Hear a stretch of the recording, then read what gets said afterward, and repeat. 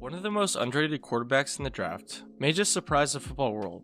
So let's see how he got here. Just focus on the next drive, and that's our main motto is next possession, you got to score on every single one.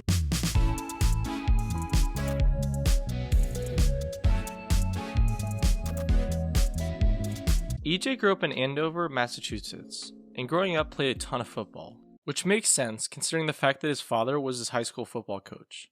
At Andover High, EJ started all 4 years at Q, and as a senior was named the Boston Globe Division I Player of the Year after passing for nearly 3,400 yards and 47 touchdowns, along with over 1,013 touchdowns on the ground. Not only did he just do well in his last year with the team, but throughout his 4 years starting, he passed for over 8,700 yards and 114 touchdowns, which were both second best in Massachusetts high school history. Although he had a stellar high school career, since he was in a limited market, my man was only a 2-star, with interest from schools like Boston College, Brown, and Bryant. As you could probably guess, he committed to Boston College in order to give himself the best opportunity to do his thing on the next level. As a freshman, EJ was second on the depth chart, and so as you could guess, he didn't get much of any action, as he wasn't able to throw a single pass in his first season. Going into his second year with the team, EJ was looking to actually get some reps in. And he got a few. Over the course of 5 games, he passed for over 270 yards and 2 touchdowns. Considering the fact that his sophomore stat line was basically one good game for any other player, it seemed inevitable that EJ needed to change things up. And so he decided to transfer to Brown after his uncle James Perry was named the head coach there. Going into his first year with the Bears, unlike his time in BC, he was named the starter, and as you could guess, he was looking to prove that he had what it took to lead the team. His over 2,900 yards and 22 touchdowns through the air, along with over 708 touchdowns on the ground, was able to prove that and much more. A first-team All-Ivy League nod was proof enough that EJ could lead a team, and so going into his last season with the Bears, my man wanted to take it to the next level. Well, it just so happened that a certain virus had something to say about that, as his initial senior season was cancelled. Fast forward a year, and in his actual last season with the team, EJ was once again on timing. Over 3,000 yards and 23 touchdowns through the air, along with over 407 touchdowns on the ground, was a nice way to end his time with Brown, as he was finally able to make a name for himself.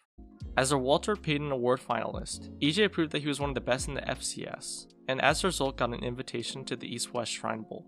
His over 240 yards, 3 touchdowns, and 2 two-point conversions only helped his case for the next level, as he was the game's offensive MVP.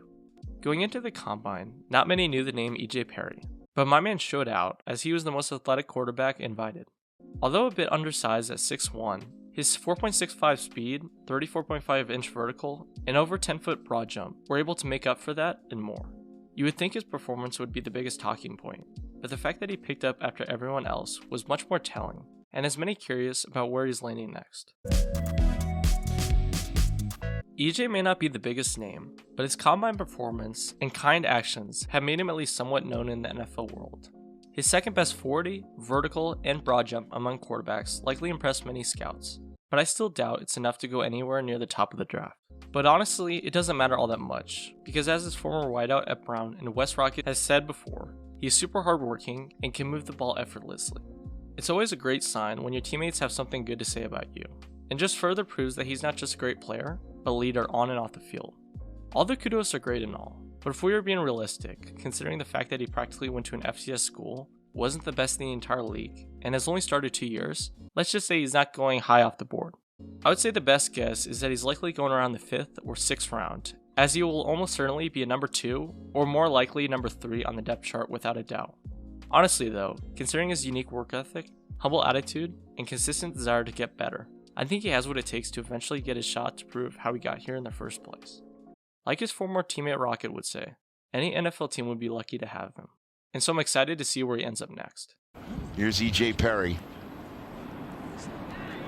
Oh, nice. Getting that out there. Look at that. Thanks for watching the video. If you guys enjoyed, make sure to subscribe, like, and comment down below stuff you want next. But anyway, see you all soon, and peace out.